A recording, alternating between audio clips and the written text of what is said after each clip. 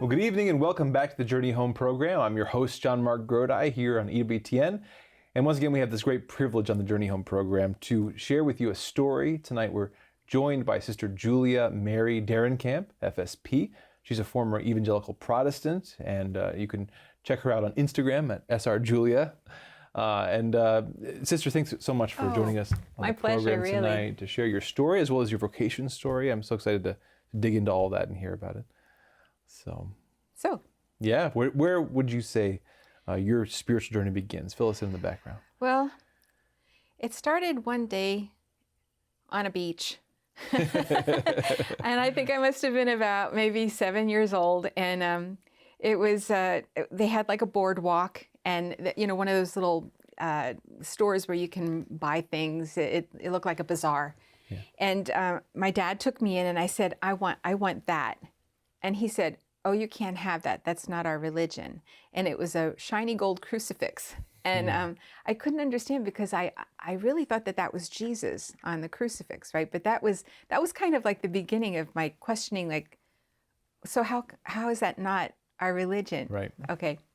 But growing up in Lancaster, Pennsylvania, there's absolutely nothing to do, but at least back in the late 60s, early 70s. It's just kind of boring. So we spent a lot of time at the library and a lot of time church hopping. Now, not when the churches were open, because back then they had all the churches where they weren't locked. So out of curiosity, my friend and I, Christine, would go in and out of churches just to look, just to see.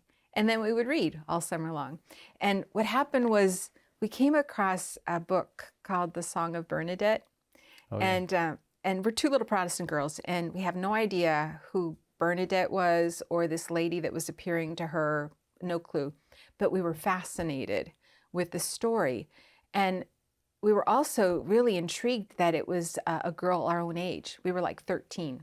So the next book we came across was The Life of Mary Darrenkamp, which that both of them were old beat up paperbacks, that we had found at the public library. So after we read those two books, exchanged them, we both read them, we went back to the library and we started looking around in the card catalog, which is way back when, for anything that had ST or Saint in the title. And I think we exhausted it after about maybe half a dozen titles. So we were a little bit depressed because we said we probably finished all the good books in the world because those qualified now as the best books in the world, anything that had Saint in it. Yeah. So, but we continued our search, looking for books and then looking through the different churches. And across the street from where I lived on Walnut Street, there was two churches. There was Redeemer Lutheran on one corner, and on the other corner was Sacred Heart Church, Catholic Church. And we wandered into Sacred Heart Catholic Church, and I'll tell you, the Catholic churches are the most interesting. I mean, there's so much to see in there. It was all these stained glass windows, and we noticed that they were windows of the people we had been reading about. Oh, wow. And so I looked at Chris and I said, "Chris, all these people we're reading about, they all go to Sacred Heart Church. We have got to find out more about this church, right?" Yeah. So looking for more books, we ended up going all the way to Philadelphia, which was a drive for us. It was like an hour away.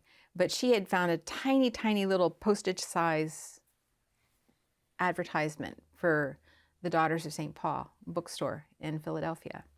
And when we walked in, I said it was like the Disneyland of these saint books. I mean, it's like there was so many saint books all over. So we walked up to the counter with a stack of books. And actually, I had come unprepared because I asked her how much money I should bring. And she said, "Oh, I don't think you have to bring any money. These are nuns. They're not going to charge you," right? So thank God her mother came along. So Mrs. Orfeo paid for the stack of books that I had, which prayer books, saint books, books on the Blessed Mother. And when I walked up to the counter, the sister behind the counter said, they see two young girls, they see stacks of saint books. And so the first thing they ask you is, "Oh, did you ever think about, becoming a sister?" And I said, "No, I've honestly never given it much thought." I said, "But don't you have to be Catholic to do that?" And she said, "Yes, you do." And so she went behind the counter again and came back out with a catechism. And on the way home, Chris and I had been reading it back and forth. And I said, Chris, you're not going to believe this. I said, but in the back of the book, there was a list of all the different Protestant denominations, the person who founded them, the year it was founded, and the country it was founded. I said, look, they even have my church in here. But it was like, and then at the top of it, it had Catholic Church, founder Jesus Christ, year 33 AD. And, I said, really? I said, I thought Jesus started our church too. And I said, well, who would want to belong to any church that he didn't start? I said, I think we should find out more about this church. So that's how the whole thing actually started, was through books. Yeah. Yeah. Where did that fit in your family's life? What was the the sense of Catholicism? Did you have any? Well, we had different. We belonged to different churches, actually. Okay. When it was just my mom and dad, we went to the Methodist church because it had a good choir, and my dad was a singer. He actually sang with the Met for 25 years, so wow. that factored in big time, with what church we went to. And then we moved in with our grandparents, my dad's parents, when he went to school for music. So they went to the First Church of God. And that was the story too, because my grandmother had grown up Lutheran and my grandfather had grown up something else, and they couldn't decide which church to go to, so they went to the First Church of God. And then another neighborhood we lived in, we were on the other corner, was the Mennonite Sunday School, so we went there too. So I have like all different brands of right. Protestant. Right. So I can't really tell you which particular one. Although the last church that I went to was the First Church of God. My grandfather was the janitor there.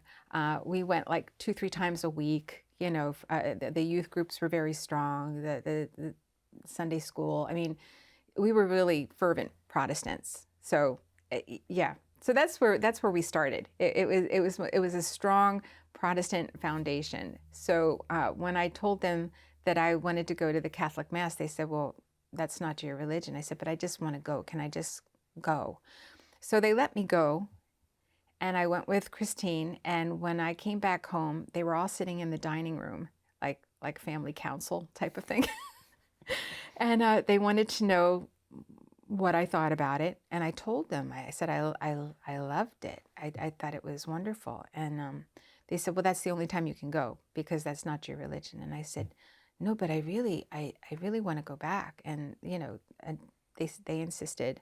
My grandmother, who was like the religious matriarch of the family, went upstairs crying because she couldn't understand where she went wrong with me. And actually, it was her foundation that made me even go in that direction, right? But anyhow, yeah, they naturally didn't take to it, and there was like that's it. You're not going.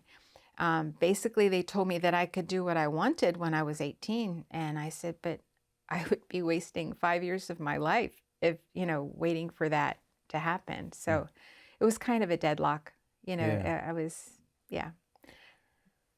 they didn't want me to do it. I was too young to do it. And so I was stubborn and just boycotted going to church for a while. So did that last all those 5 years? Or? No, actually it kind of, it ended pretty quickly. At first they said to me, well, why don't you go to St. John's Episcopal? Because this way you can have all the ceremony and ritual you want, and you can still be Protestant. And I said, that's kind of the point, because after reading the back of that catechism, I wanted to belong to this particular church. I even tried telling them about, in the back of the catechism, it had a list of all the popes from St. Peter all the way to Paul VI, who was the pope at the time. And I said, look at that. Every single year, they have all the different years and and it's unbroken from St. Peter. And I said, if I just explain that to them, they're going to understand it and they'll become Catholic too. And that wasn't the case. But I was 13, so, everything is very simplified when you're 13. It's like, this makes sense, doesn't it? I said, if Jesus started the church and St. Peter was like, entrusted with it, and all his successors up until the present day, I said, wouldn't you be convinced it was not our religion? So that was the end of that. So every Sunday they would ask, do you want to go to church? I said, of course I want to go to church, but I want to go to Sacred Heart. And so I wouldn't go to church because they wanted to take me to First Church of God. So what happened in between, which was like a a minor miracle, was my mother, who was not raised anything. She was, her mother, my grandmother, had 7 or 8 children, and she didn't raise them anything in particular. She had a difficult life, and, divorced when my mother was like maybe 13, and she was the youngest in the family. So my mother had no background in religion until she married my dad, because they were a real staunch Protestant family. Right. So she went to visit her mom and to complain about me, actually, and say she doesn't understand, I'm only 13, why am I insisting? And, she knows that the family is Protestant, why is she making this trouble for us, et cetera, et cetera. And my grandmother just looked at her real calmly and said, well, Joyce, I don't understand what the problem is. I'm Catholic. And she said, well, when did this happen? When did this happen, Mom? And she said, well, I took a job as a cleaning lady at St. Mary's, Old St. Mary's in Lancaster. And she was just so impressed with the priests that worked there and the people that worked there that she asked to become Catholic. So in the short amount of time that she had not seen her mom, she had taken instructions and become Catholic. Wow. Yeah. So when she comes home with this information, you can imagine what my response was. So can I go to church with Grandma?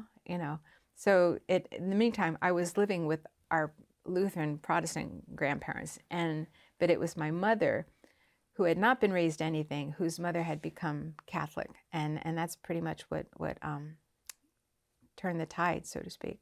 Wow. Yeah. So my grandmother got me instructions with the priest that had given her instructions, and the miracle part of it is that grandmother was only Catholic for less than a year, because she died. She was working at St. Mary's, and she had just finished, and she walked like 1 or 2 blocks away, and she had an aneurysm. They ran over to the church, called the priest. They gave her last rites, but basically she got me set up with the priest that gave her instructions, knew that I was on my way, and I think that she passed away maybe 2 weeks before my first communion in January. So, wow. Yeah. It's amazing about the encounters with the saints, right? As that early part of the journey. As you mentioned a couple of times, the attitude was, well, you're 13, and these are very simple reasons. You don't understand the complexity of this. But there is something about truth there, where sometimes the common sense about well, where did the church come from? Is there this continuity? And who are the people that exemplify this faith? Precisely. And I said, after, it's true. Maybe it's really divine providence that it wasn't Saint Jerome that I came across or somebody like that. Right? I couldn't identify with him, but it was saints that were my own age. It was, and I said, wow. You're talking about Saint Bernadette, Saint Maria Grodi, Saint Agnes, the young saints. And I said that I could identify with, so that is what drew us into the church. And it was actually, then Saint Bernadette that got me started praying the rosary. Up until then, I didn't know what the rosary was. I didn't know who Mary was. Apart from, as I said, in our Protestant church, we saw Mary once a year in the nativity scene because you couldn't avoid it. You can't have the nativity without the mother, and then that you go back in the closet, So this was the first time I'm reading something about, Mary appearing to this young French girl. And I said, this is, it just blew it out of the water for us because, growing up, especially at that age, because I really believe that that's like a magical age for some reason, like 13 or 14, because anything is possible, absolutely anything. And at that age, you're looking for heroes. Mm-hmm. You're looking for models. You're looking for people that you can, and unfortunately today, it's got a lot to do with supermodels, superheroes, movie stars, sports heroes, that kind of stuff. I said, but these were the people I was actually looking for. Up until then, I was always looking for the heroic, but when you come across true heroism, in the lives of the saints, it opened up something totally new for us, and it was the lives of these people that really convinced us about Catholicism. Yeah. We were too young to understand, all the complexities. But reading that catechism that Jesus started the Catholic Church and that the popes have a continuous line all the way back to St. Peter, I said, whatever else they say, I believe it. Okay, why would you have to be convinced on every single topic in the catechism if that's the person who founded your church? Yeah. And if there's a continuity that goes all the way back to apostolic times. Okay, I was only 13 and I could not explain this to my parents the way I wanted to. But those two things in particular were like no-brainers. Yeah. We slip into a faith that seems to hinge on sometimes, whether or not we can, whether we can read Greek and translate deep books and read.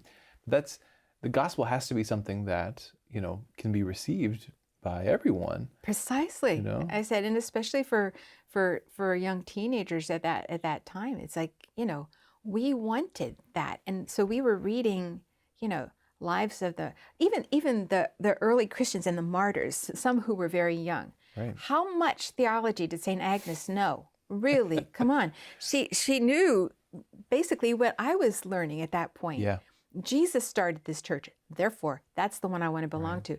Any word he says is truth. Yeah. Anything that comes out of his mouth. If he started this church and gave it to St. Peter, and that is a continuous line, I mean, I can learn as I go. Yeah. I can learn as I go. But the important thing was that this was his church, Yeah. and I wanted to belong to it. And you'd receive that gift of faith, like you'd come to know Jesus. That really is this core thing, that once I come to know him, well, then I come to know who he is. Well, then the only question is, well, what does he want? What has he said? What has he given us? What does he say? Right. And no matter what he says, I'm cool with it. It's like, Yeah.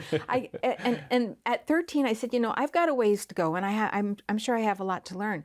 But in advance, it's like, yeah, I believe it. I believe it because of that particular foundation. Yeah. The rest of it is extra.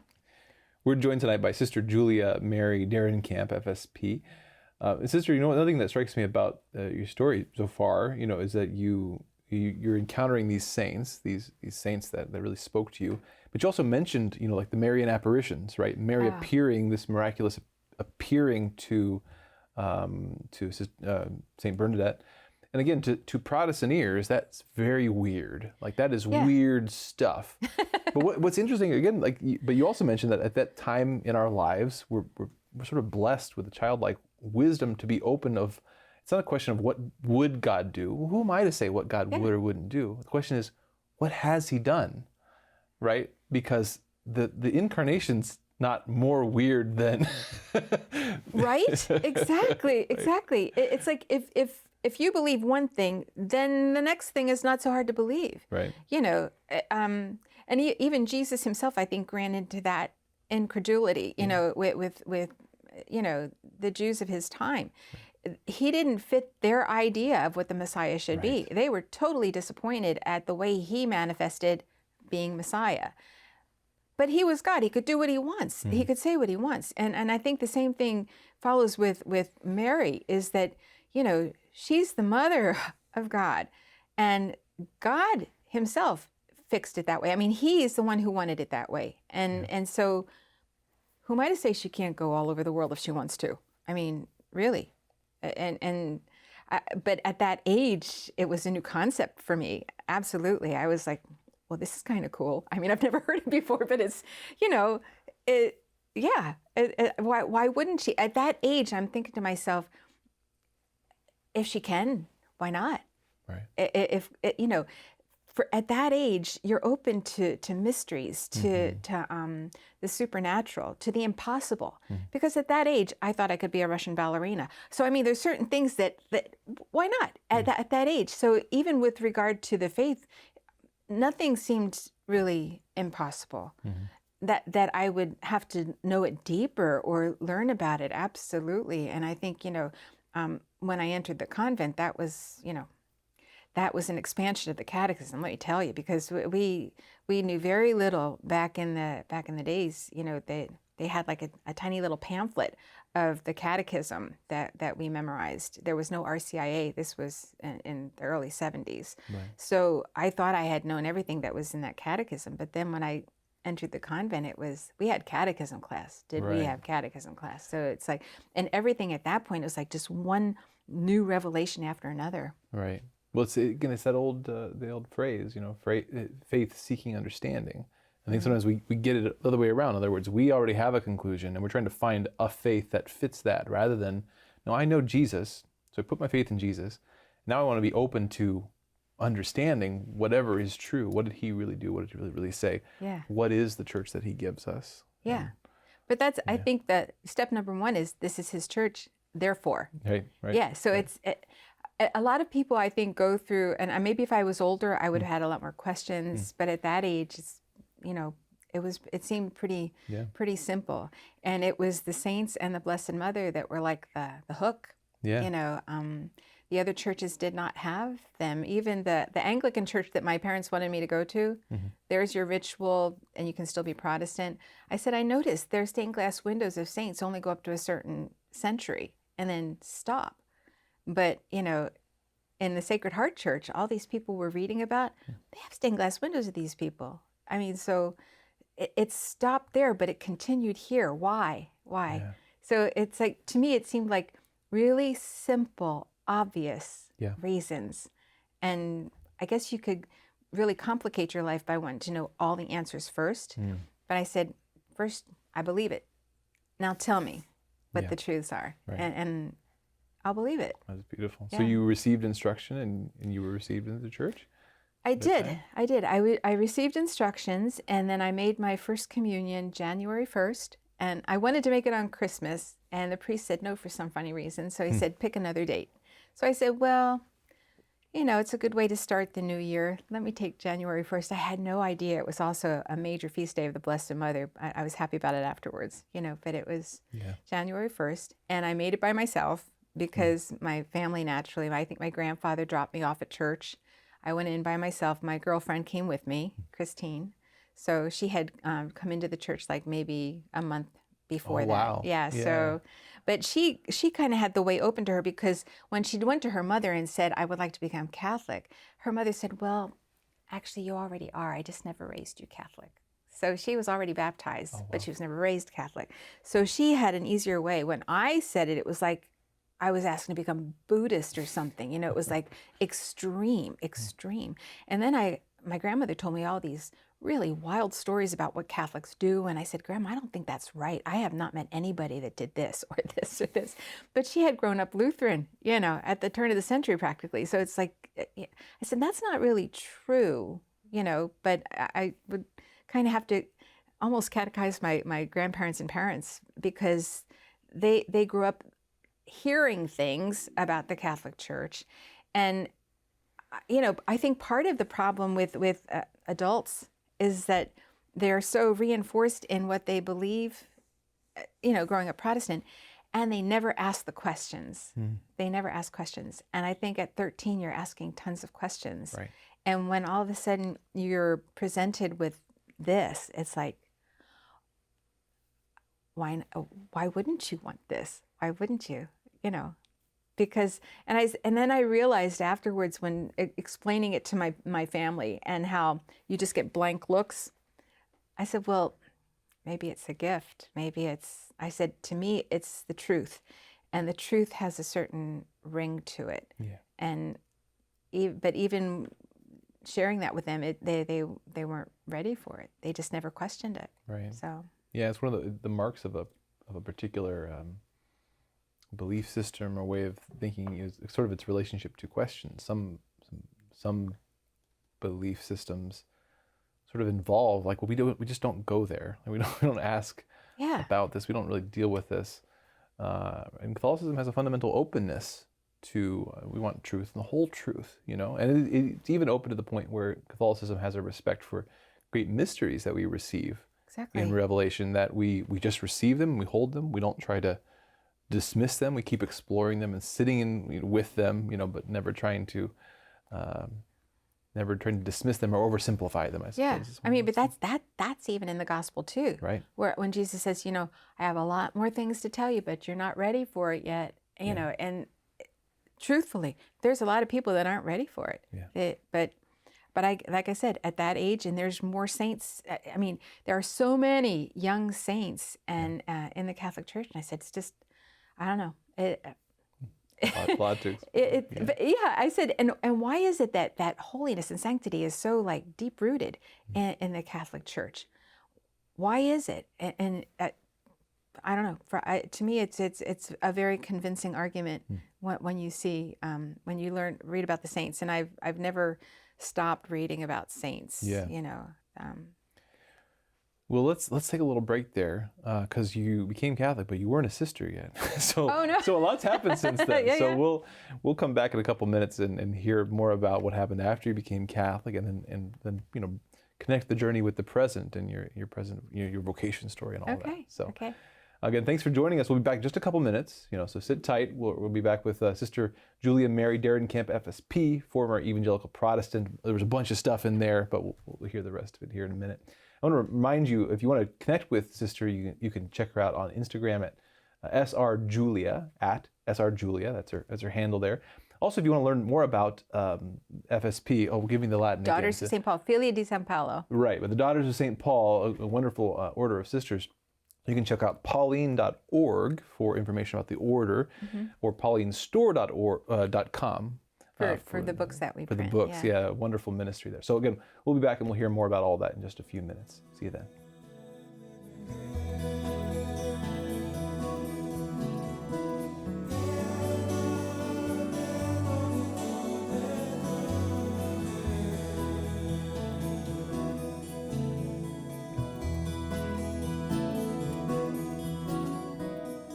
Welcome back to the Journey Home program.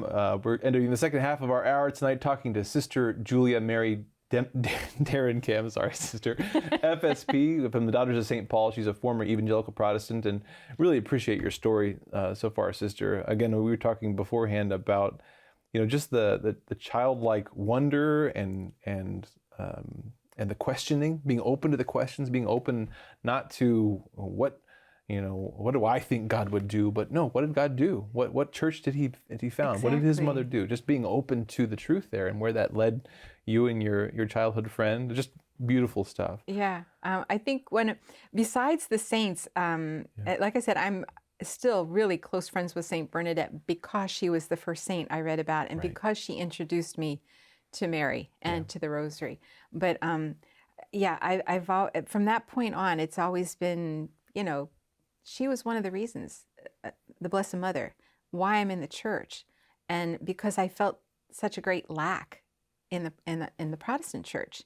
I'd always look forward to, like, Christmas. You would see her, but then, like I said, then she would disappear, and come to find out that she's very alive, very active, very present in the Catholic Church.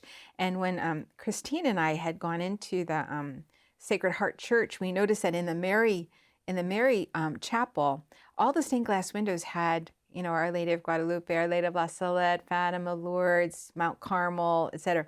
And I said, well, how many are there? How many people? I thought they were all different, And then we realized it's the same Mary that's just visiting all over the world, in every century and every continent, and, being what she was for Jesus when she was on the earth, for his mystical body, being mother and being concerned about, her children. And from that point on, it was like, I don't know, you're smitten. It was kind of like love at first sight kind of thing. And when I was, before I had become Catholic, my Protestant grandmother, who's really, it's because of her that I'm religious at all, she had called the Protestant pastor. And she said, I called Pastor Lewis and he's coming over. I said, no, Graham, I don't want to talk to Pastor Lewis. And she said, no, I want you to talk with him. I had just finished literally going through the Billy Graham Catechism and had baptism by immersion in the First Church of God.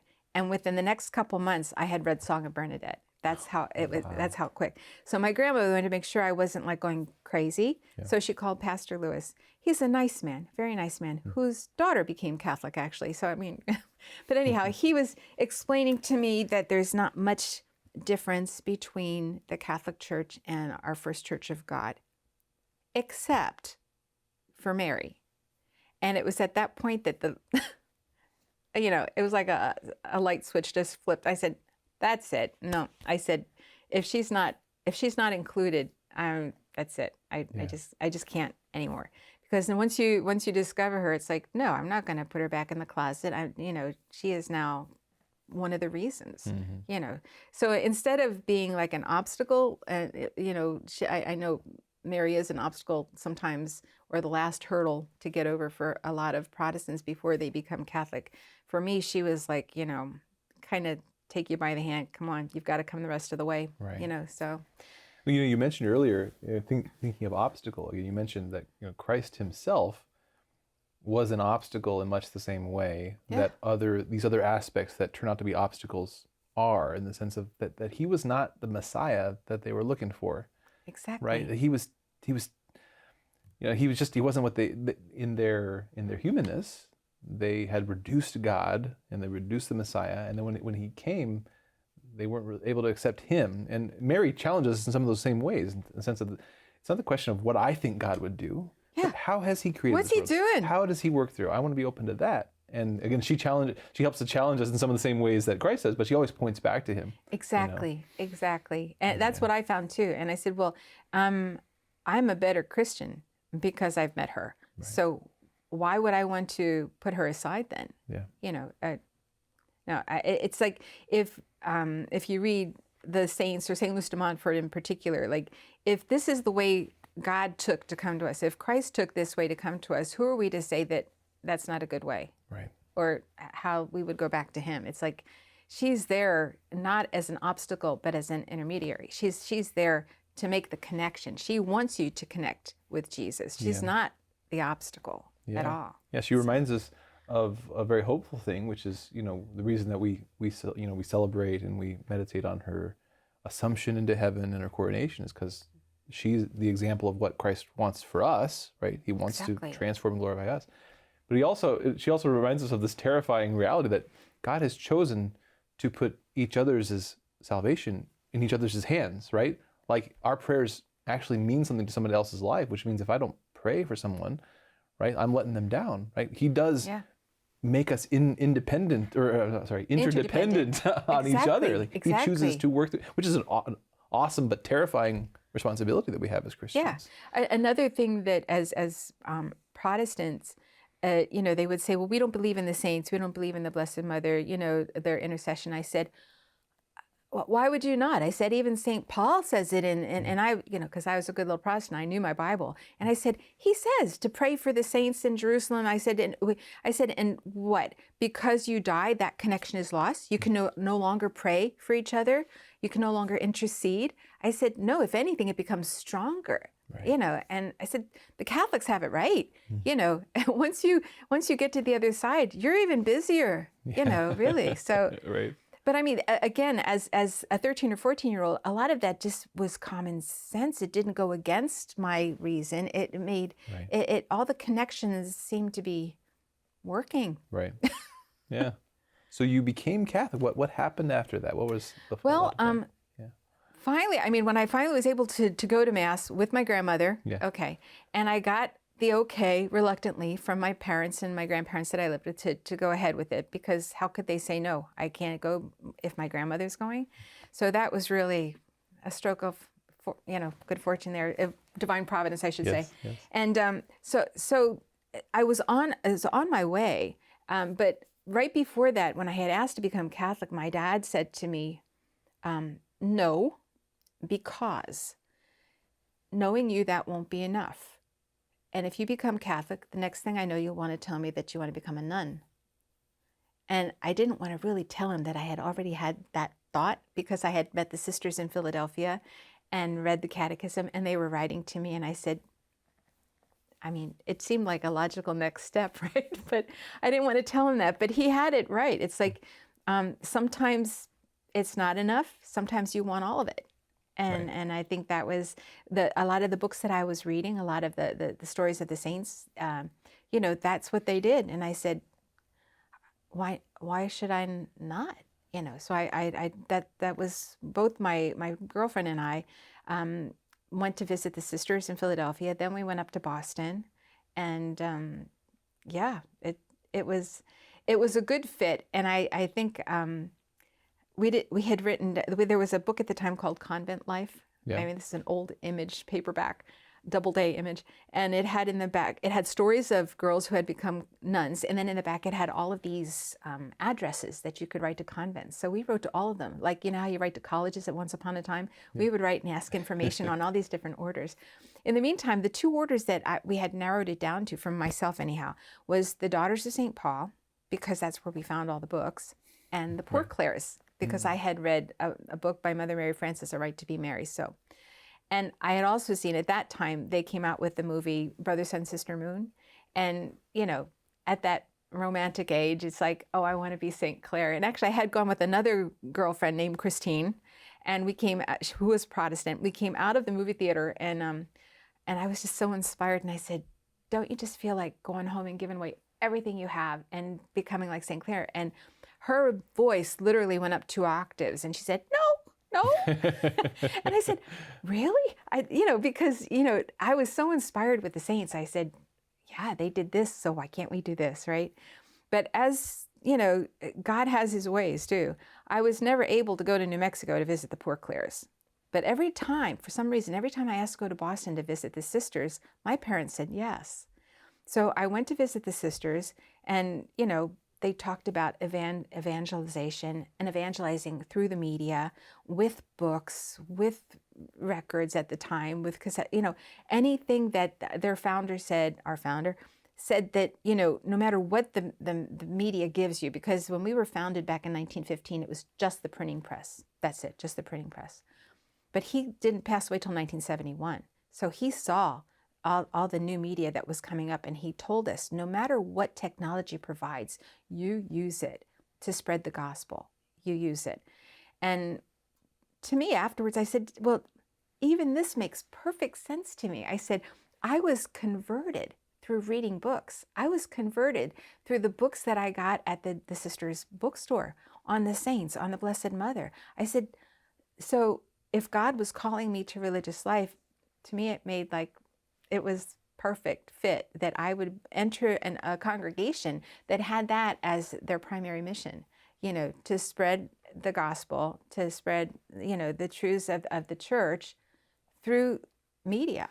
Right. So you went and checked them out. We checked them out. And it was our first plane trip ever. And on the plane back, Christine and I had a whole stack of pamphlets or little flyers that the sisters had given us. So we went up and down the aisles in the airplane giving out flyers to all these people. And when her mother picked us up at the airport, one of the men who was on the flight came up behind us and said to the mother, he said, you have 2 little evangelizers here, two little apostles. And we said, we were just passing out holy cards or whatever it was. But it seemed a good fit. So actually, Chris and I entered the same congregation. She entered, again, 2 weeks before me.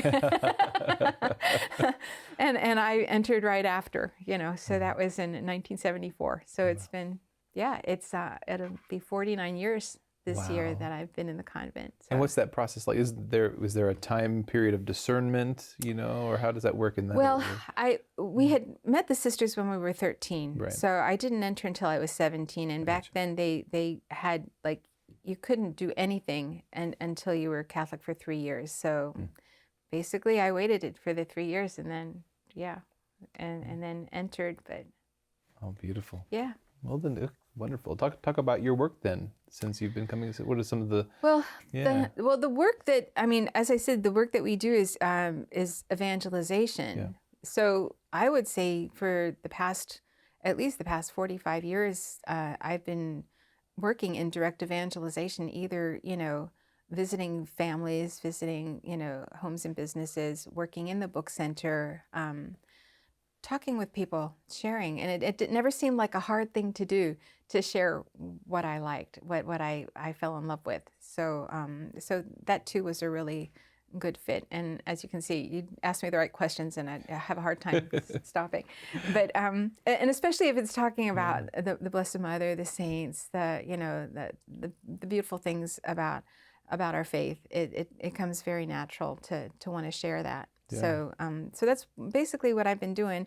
In the meantime, we also have Christmas concerts that we've been putting on for the past 25 odd years. It started in Staten Island, and then it just expanded. So before COVID shut it down, we had been almost doing 10 different concerts between like Thanksgiving and Christmas.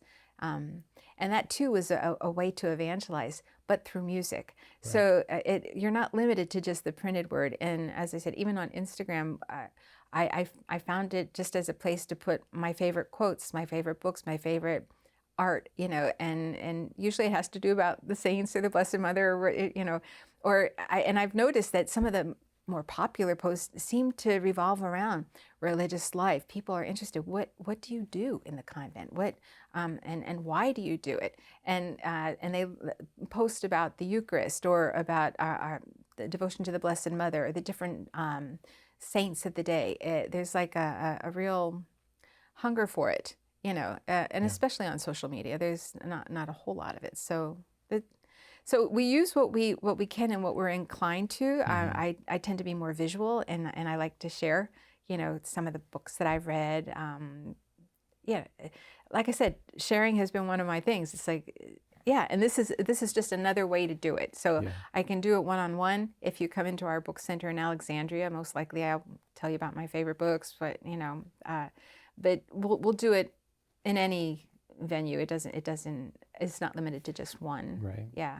So. Yeah. Again, Instagram. I'm not super familiar with Instagram. I've used it, but we certainly live in a very visual age. We do. And we so shifting, at least, with more of an emphasis on the beauty, right? Exactly. Yeah. And I think it was beauty that pulled us into the Catholic Church in the first place. As I said, walking into Sacred Heart Church that first time was an eye-opener for us. Apart from seeing stained glass windows of the people that we had been reading about, that the beauty of that church was incredible. It was just incredible compared to our Protestant church that had, it had an occasional stained glass window with a Good Shepherd, or but basically in the front was the pulpit and the choir loft above it, and that was it. That was pretty much it. And you go into Sacred Heart Church, and it's like a Romanesque style with the gorgeous artwork and stained glass windows, and it was just like walking back in time almost. But when we went in the church, there was, and again, at that age we couldn't put our finger on what it was, but you felt like somebody was there. You honestly felt like somebody was there. There was a presence in the church that, going back into my Protestant church afterwards, it's like it was a building. It was just a building. And then we went back into Sacred Heart, and it's like you wanted to be quiet. You wanted to be because you felt like somebody was there. So it's just that's the atmosphere that we walked into when we went into the Catholic Church, and apart from the music, which I had in 1971 was pretty bad. But when we went to visit the sisters, that's when we their second mass was it was a sung mass in Latin, and it was the Mass of the Angels, Mass of Saint Cecilia, Mass of, it was gorgeous. And I said, oh, so this is where they're hiding all the good stuff. This is where it is. But, and then I realized even that is like, it was like the catechism, finding out that, St. Peter was the first of the popes. I said, the music, the art, the history, the whole patrimony of the church is like 2,000 years worth of beauty. That's what it is. And if you read even history in general, music history in general, or it doesn't necessarily have to be church history, you will find that the Catholic Church has its fingerprints all over everything that is beautiful. Yeah. It's and I think even to this day that's our mission, in evangelizing, is to evangelize with the word naturally, but also through beauty. And the mission of the Daughters of St. Paul, that our founder gave us, is to not just give people a book, it's to bring people back to the sacraments. It's like to lead. That's why each of our book centers has a chapel with the Blessed Sacrament present. It's the chapel that the sisters use, but during the day it's open to the public, because that's our goal, is to bring people to the sacraments, to the Eucharist. For those who aren't familiar, what are the book centers? You use that The phrase. book centers, we don't call them bookstores, because that too is like part of our training. They are not bookstores. We are not merchants. We are, it's a ministry. Yeah. And so we call them book centers, because they're not just centers for, and even again, our founder said, they're not just centers for books. They're centers of light. They're centers for, that it goes through the books, but it's also through your own personal witness. People don't come in our book centers just to get a book that they could easily get on Amazon much quicker. Okay, they come in because of the sisters. They come in because of that personal contact, that personal witness. And there was one gentleman who came in. I went to the Shrine bookstore, which is really I'm any bookstore I'm happy in, right? So I went. I was there, and the gentleman who was in charge of it, came up to me and he says, "Are you a daughter of St. Paul?" And I said, "I am." And he said, "I just want you to know that I came in your store about 15 years ago, looking for something to convince my Catholic wife to leave the church." And he said, she's from Venezuela, and I thought it was a bunch of mumbo jumbo. So he wanted to convince her, through, of all things, Jesus of Nazareth, the movie from the 70s, right? And he couldn't find it, so he eventually came into our book center, but he was Presbyterian. And he said, but, I'm one of those lost souls. My church basically told me I'm twice lost or whatever, and that I couldn't receive, the sacraments or whatever. And she said, "Oh, if you're Catholic, you can receive the Eucharist, anytime. And actually, we have the Blessed Sacrament up in our chapel." He said, "What? Say that again?" Because he was convinced that he would never be able to, receive the Lord's Supper. And she said, "Oh no, as Catholics, we receive the Blessed, we receive the Holy Eucharist every time we go to Mass." Yeah. And he said, "Sister, I just want to tell you, by the time I left your book center, I had a copy of St. Maximilian Kolbe and his devotion to the Blessed Mother, and the copy of Jesus of Nazareth." And he said, "And I left your store already convinced that I should become Catholic."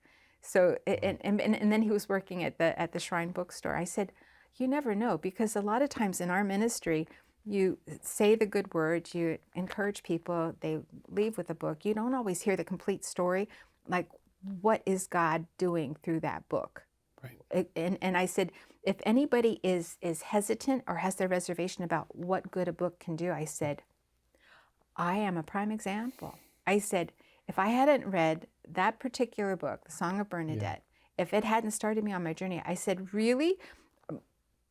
But logically, I should be a Protestant grandmother somewhere in Pennsylvania right now. I said, but I'm not, obviously I'm not. I said, because of a book. Right. I said, so you plant those seeds. You share it. You share the faith in whatever way. And I said, and if, sooner or later, it'll change somebody's life. There are a few people out there listening tonight, who maybe came from kind of where your parents, your family were in terms of their Protestant background, or even if somebody listening in who's a fallen away Catholic, or in other words, they've heard this challenge, right? I mean, what are some saints that you'd challenge someone to check out if they want to really understand the Catholic Church? Someone in this day and age, who are a few of those saints and resources that would help them get to know that as saint?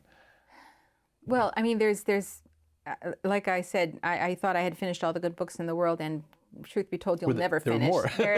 There's never an end to it. So when it comes to the saints, there's a number of books that I could suggest. Mm-hmm. There's some wonderful collection of saints. There's in particular one by, and pardon me if I say her name wrong, Meg Hunter Kilmer, I think it is. Yeah, she has a lovely book on, I think it's called Pray for Us, if I'm not mistaken. And I often tell the sister in charge of the bookstore, make sure there's about 3 or 4 copies on the shelf, because otherwise I go there and they're gone. But they're all the saints, a lot of saints from the recent, from last century. Yeah. They're people who have struggled, people that are you would recognize them as your next door neighbor, for heaven's sakes. You would recognize them as people but because they had similar situations, they lived through the same thing. But it's how they lived through it. Yeah. It's that's inspirational, and I think the way she writes is very inviting.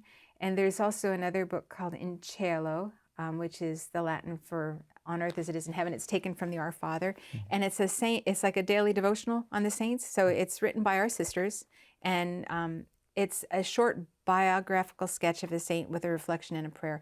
And at least gives you like the background of to look further, because there's so many saints. And I like this one in particular because they're saints that were canonized by John Paul II, by Benedict, more recent saints, saints that really speak to where we live now. Not that the saints from centuries ago don't, but when you see people that struggle with like marriage problems or with atheism or with, issues that we currently deal with, I think it's more of an encouragement because you realize that it is not an impossibility. And that's what the saints do. They show us that it is possible. Like Pier Giorgio Frassati. I love that guy. There's certain people that as soon as I see him, I adopt them. It's like, but he's called the man of the Beatitudes. Why? Because he embodied it. And that's what the saints do. They really do embody that. We also have a 2-volume set of saints that one is like, it'll take all different passages of the gospel and then shows you saints that actually personify that passage. And another one that does the Beatitudes or the commandments, and it shows you saints that lived it out. So that's, I think, what is so important about the saints is that they show us this. Because sometimes you read the gospel and say, well, that's all well and good, but I live in today's world. I live in this situation. I have this challenge. But then when you find people that actually have those same situations and challenges, and that with the help of God, they're able to, live the way Jesus has asked us to live. It is possible. Absolutely. Yeah, we read the gospel and we recognize that the gospel has to then take root in someone's life, right? And then their life becomes part of the story. Exactly. And we are part of that ongoing story. It started in the gospel. It's not finished yet. Right. The story is not finished yet. And you are a main player. I mean, and nobody ends up in heaven unless they're a saint. So you better be working on it. I mean, it's like, and we need people that can encourage us that have, and that's why the saints are there. Yeah. We have just a couple minutes left. And if you would also speak to anyone out there, whether Catholic or not Catholic, who may be intrigued at the idea of religious life, whether the Daughters of St. Paul or other forms of religious life, other orders, what would be your encouragement to them if they have this openness to that? What do they do? What do they do with it? How do they discern? How do they go about it? Well, what worked for us is that first we investigated, and I mean, back in the day we had to write and wait for the information to come. Now you can Google. I mean, you can go online and there's all kinds of information that you can get, and you can also contact the sisters online. But what I would suggest is actually to talk with a sister. And if you find a community that you're especially, you have that connection, I would ask to go visit. You certainly won't lose anything. If it's not what you're meant to do, I think you'll find out pretty quickly. There, like I said, my friend who didn't want to become a Poor Clare, it's for certain people, it's like it makes perfect sense, and for others, it's like, no, that's not for me. That's not for me. Right. Yeah. Well, and in the meantime, keep your lamps full too, right? Like, if you're in that discernment and you're waiting to hear what God wants to do in your life, well, make sure that you're praying, you're staying close to the sacraments, and then, like you said, boldly explore and see where you're led. I think when I was and back then, even before I was Catholic, I remember thinking, did a lot of thinking, and I said, I don't want to waste my life. So God, if you can please tell me, like, what you want me to do.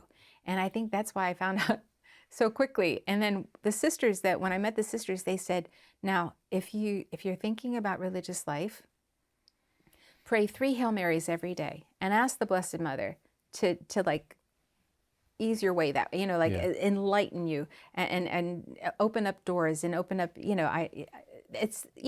certain things we can't come to ourselves, but I mean, why not ask for help? So, and that's not that hard. 3 Hail Marys is pretty doable. So, yeah. Thank you so much, Sister, for sharing your story and for your vocation, your prayers, your wonderful work with the Daughters of St. Paul. My pleasure.